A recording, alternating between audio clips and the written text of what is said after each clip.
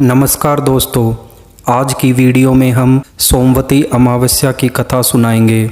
दोस्तों, जब भी कोई अमावस्या सोमवार के दिन आती है तो उसे सोमवती अमावस्या कहा जाता है। अमावस्या का हिंदू धर्म में खास महत्व है। इस दौरान पितरों की पूजा भी होती है। जो लोग इस दिन का उपवास रखते हैं और इसकी व्रत कथा की महिमा का गुणगान करते हैं, उन्हें सौभाग्य का वरदान मिलता है। सोमवती अमावस्या की व्रत कथा के अनुसार एक समय की बात है, एक साहूकार था जिसकी एक बेटी और 7 बेटे थे। उनके सभी बेटों का विवाह हो चुका था, जबकि बेटी अविवाहित थी।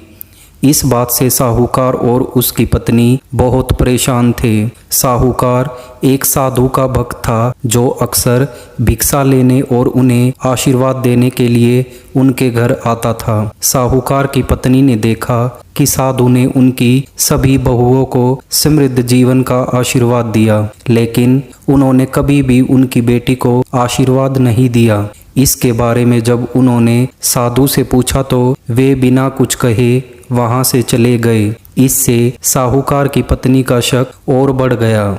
जो कुछ भी हो रहा था उससे चिंतित होकर उन्होंने अपने परिवार के एक पंडित से सलाह ली और अनुरोध किया कि वह उनकी बेटी की कुंडली पढ़े। जब पंडित जी ने कुंडली पढ़ी तो उन्होंने बताया कि अगर उनकी बेटी का विवाह हुआ तो उसे अपना शेष जीवन विधवा के रूप में बिताना पड़ेगा। हालांकि पंडित ने कहा कि अगर उसकी बेटी एक द्वीप पर रहने वाली सोना धोबिन से सिंदूर ले ले और उसके बाद सोमवती अमावस्या का व्रत रखे तो उसका भाग्य बदल सकता है। जब साहूकार की पत्नी ने यह बात अपने सभी बेटों को बताई तो सभी जाने के लिए आनाकानी करने लगे, लेकिन एक बेटे ने अपनी बहन के साथ जाने के लिए राजी हो गया।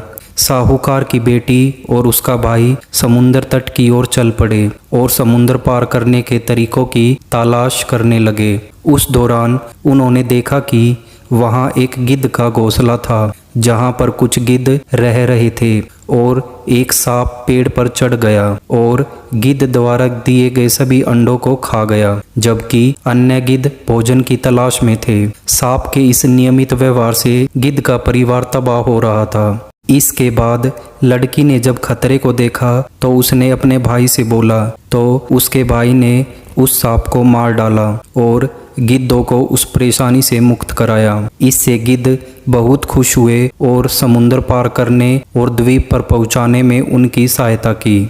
जब साहूकार की बेटी उस गांव में पहुंची तो उसने एक घर किराए पर लिया और छिपकर धोबिन की सेवा करने लगी, जिससे धोबिन बहुत प्रसन्न हुई। एक बार जब धोबिन को उसके अच्छे काम के बारे में पता चला तो उसने उसे आशीर्वाद दिया, साथ ही अपने हाथों से सिंदूर देकर उसकी खुशहाली की कामना की और भविष्य में उसके सुखमय और समृद्ध विवाह का आश्वासन दिया। इसके बाद साहूकार की बेटी ने सोमवती अमावस्या का व्रत किया और उसका विवाह हो गया। विवाह के बाद वह अपना सुखी जीवन व्यतीत करने लगी। इस प्रकार साहूकार की बेटी और उसकी सभी बहुओं ने हर बार सोमवती अमावस्या व्रत करने का प्रण लिया, जिससे उन्हें सौभाग्य का वरदान मिला। ऐसी ही और वीडियो के लिए हमारे चैनल को सब्सक्राइब कीजिए।